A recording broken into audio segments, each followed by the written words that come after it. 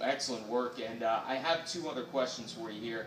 One of the ones I have to say is it been surprising that this ballpark sells itself to these Can-Am players? I mean, even Jose Canseco has talked about liking to play here. Has that been a surprise, or are you not surprised because of how great this stadium really is? You're a great baseball player and broadcaster. And you know Jose, he went AWOL after he saw this stadium, you know. Yes, he did. I think he wanted to come onto this team. I think a lot of the teams that come in and play, players do like to come here, but they'd like to even play here.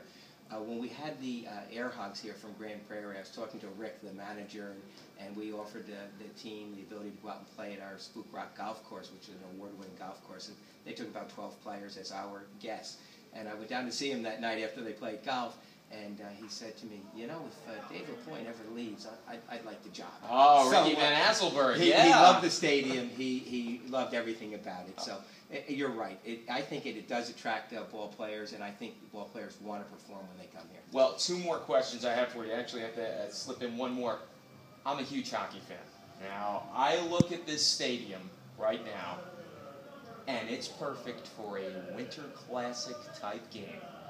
Now, I don't know if there's ever been a talk about it, but boy, I would love to see and be a part of that kind of game. Is there any talk about a hockey game maybe over the winter in a January or February type atmosphere? Well, Mike, I'll tell you, as a hockey fan myself, and you know, right here in the village within our township, the village of Suffern, won the New York State title in great hockey program. Great, incredible program. And I will tell you that we are actively looking right now to put a hockey rink in here. It would go between first base and third base, and we are looking to put it in the November through the February period, where we'd have municipal skating and be able to have ice time for colleges and for high school teams. And we've even had some interest from some pro teams that would like to come up and have some exhibition games. And so we know that it's something that would really take the ballpark into a year-round festive facility and have great Christmas and holiday parties here, where our residents can come out and have some nice municipal skating and watch some great hockey. Oh, I would love to see some hockey played up here in the outdoors. That's the way it was meant to be played. Well, we want to see you put your skates on. Oh, I'll do that. I'll do that. Hey, listen. As a matter of fact, I was down at the rink in Bryant Park with Pat Withers. We went down to Bryant Park and we were talking to the management with Jim O'Sullivan. And we were actively out there looking to buy a turnkey operation where we can put this in. Oh, outstanding. And finally, I have to ask you this.